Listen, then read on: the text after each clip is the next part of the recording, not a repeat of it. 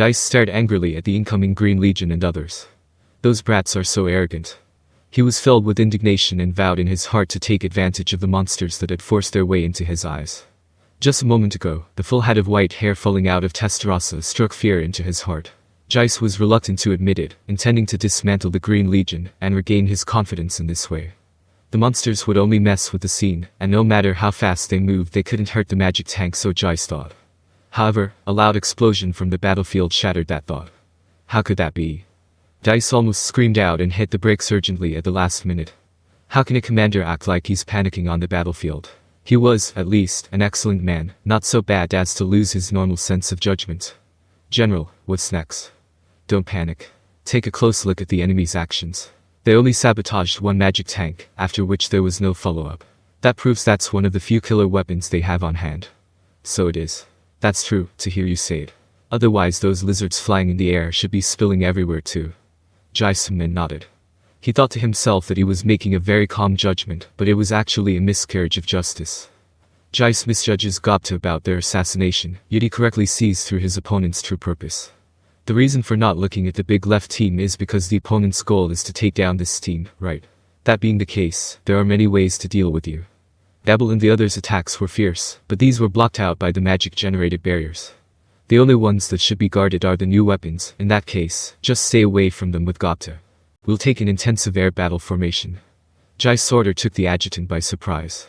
General, that's too dangerous. Some men are fighting the enemy now, for fear of hurting their own. So what? If they pull back, why don't they just use the magic tank gun to smash them to pieces? That said, incompetent enough to rip one's own legs off, the glorious Imperial Army doesn't need them. What? The other side was so assertive that there was nothing the adjutant could do to stop Geist.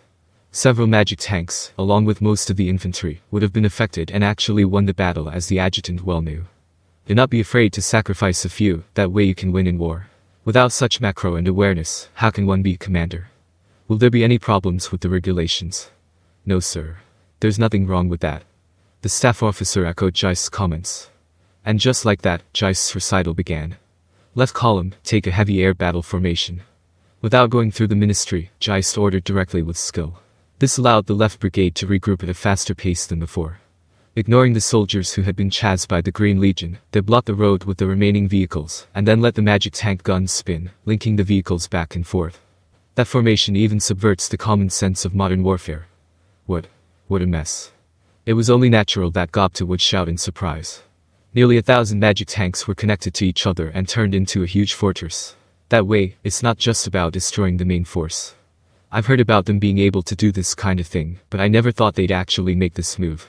Even Gobta's adjutant Gobchi opened his mouth at the side in front of him, and he began to mutter to himself. Use the machine gun to create a bullet screen to stop the enemy. A three-dimensional wall of machine gun fire ensued. With bullet screens on all sides, Gobta couldn't exercise the high-speed movement they were good at. This is bad. There's no way to implement a combat plan like this, is there? Discovering a flaw in Benimaru's battle plan, Gobta was alarmed. Seeing that the Imperial soldiers were about to be attacked by their own people, even Gobta couldn't help but feel anxious. Gobletiguk, I'm sorry.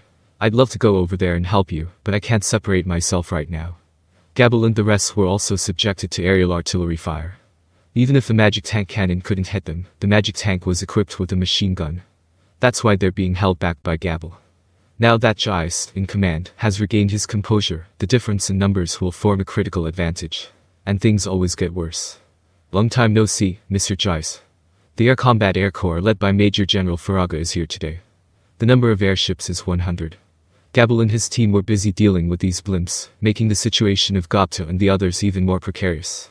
Faraga, you're finally here. This is a win for us. This stage is perfect for testing the secret weapon, right? Yes, are you ready, Lord Geist? Then hurry up and let's join in. I'm giving you a chance to win. Don't be careless. Got it. Well, I wish you good fortune in your martial arts. Talking over a special line, Geist and Faraga made an appointment to fight hand in hand. Geist is trying to solidify his game plan. What shall we do, Commander Gobta? This won't do. We have to take refuge. That would be good. Now that the situation has changed, there's no need to hold on. Gobta's judgment is correct. And then tried to use the shadow moment to retreat. Gobta, the enemy is not alike to save fuel. It seems that they have started to do magic obstruction, so that people on our side can't use the shadow movement. Faraga sensed that something wasn't quite right, and his warning was given a little late. Run for the forest with all your might. The pale Gobta shouted, and the Wolf Rider army followed his orders. It's not even 200 meters from the forest. This battle of retreat is full of suffering. Seeing Gobta as they fled, a cruel smile appeared on Geist's face. He immediately gave orders to his men to prepare magic tank guns. You trash, you think it's that easy to escape? He was going to use a special shell with only one round left. Following Geist's orders, the magic tank guns were ready to fire without delay. This is bad, is there any way I can get back alive? Gobta-kun, please don't say such things even when you're joking. But with me here, everyone can go back alive. Gobta is so confident inexplicably. I feel like an idiot to hear such baseless words and to be bothered there. Captain Gobta, no, the army commander has his moments of trouble, too. What are you talking about? Must be talking about what's for dinner today or something anyway. Or is it that you were caught hanging out with His Majesty Rimuru and were wondering how to apologize to Mr. Rigger? Even Gobchi and Gobta added to the mix, and the members of the Wolf Rider soldier unit all laughed out loud. Despite the desperate situation, Gobta did not lose their usual pace. And this conversation between them, Gobta, was overheard by Geist, who was eavesdropping. How dare you belittle us? Now completely surrounded by us, your fate is in my hands. An agitated Geist was full of restlessness. In front of his eyes was the white-haired beauty Testarossa. She was exposed to the storm of hot air breathing, but her face was blank. Those shots didn't seem to pose any threat to her. You too. How dare you fool me? I'll never let you go. To make that beautiful face of yours turn into a wailing face because of fear. Geist didn't notice the dark desire that appeared in him.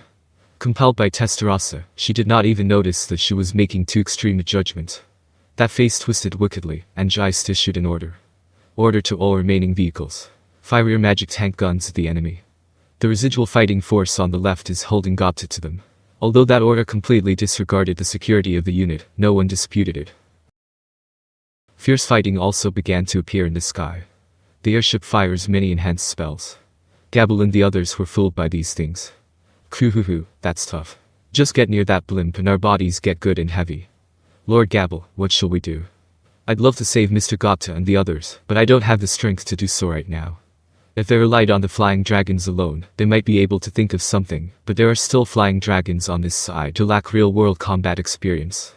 If they acted rashly here, not only Gobta and the others, but also those on Gabil's side would suffer. Oops, no way. Let's shoot those boats down first. In terms of numbers we are better off. Let us all turn our attention to the enemy in front of us. Yes, General. But they're bigger, right? Just in terms of numbers. Stupid, shut up. Lord Gabil noticed it too, but he could only give such orders. Someone looked at such Gabil and them with a cold look. He is Major General Faraga, who is in charge of the Killer Air Combat Flying Corps that commands the Mecha Corps. Faraga is also an excellent magical teacher and is one of Master Gadger's disciples. Faraga hates Gadger. He once made the observation that teachers were stifling them by such behavior. Yet these were dismissed by Gadger. The result was the wiping out of the Legion of Magic. That's why I betrayed my teacher and declared my allegiance to Lord Calgario. Later he gained the status he has today. Accepting the former minions, the capable wizards, and giving them a stage to show their skills. One day we will get what we want, and we will make the Air Combat Air Corps the best it can be.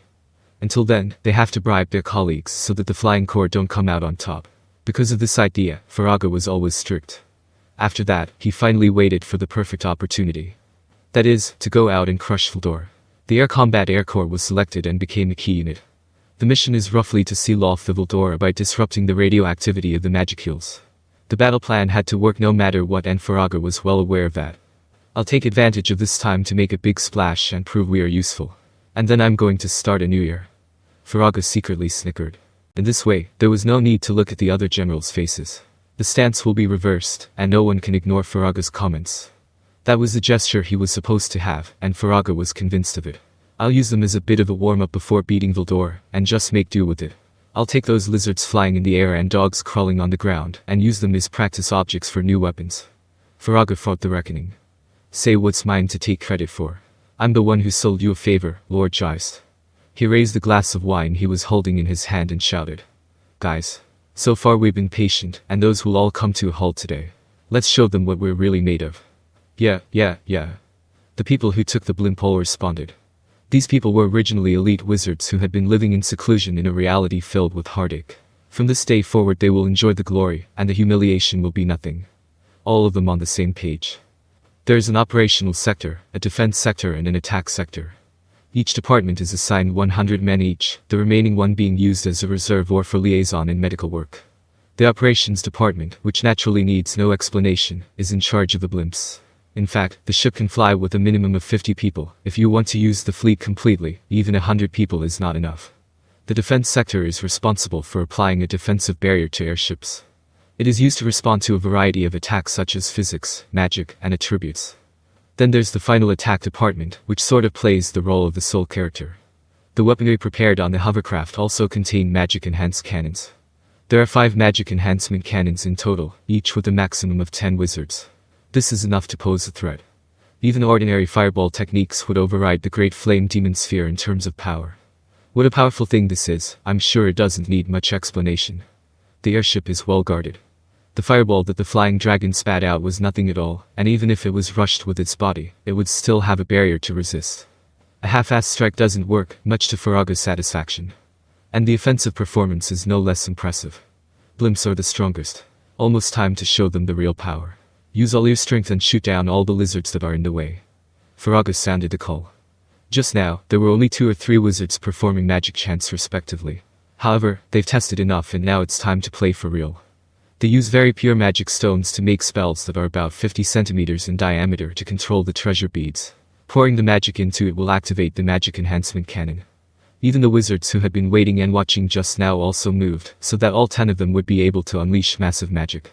It was 20 times more powerful than normal, with thunder and ice, flames and vacuum knives, and all kinds of terrifying magic. Sweeping through the sky, these mad attacks were closing in on Gabil and his team.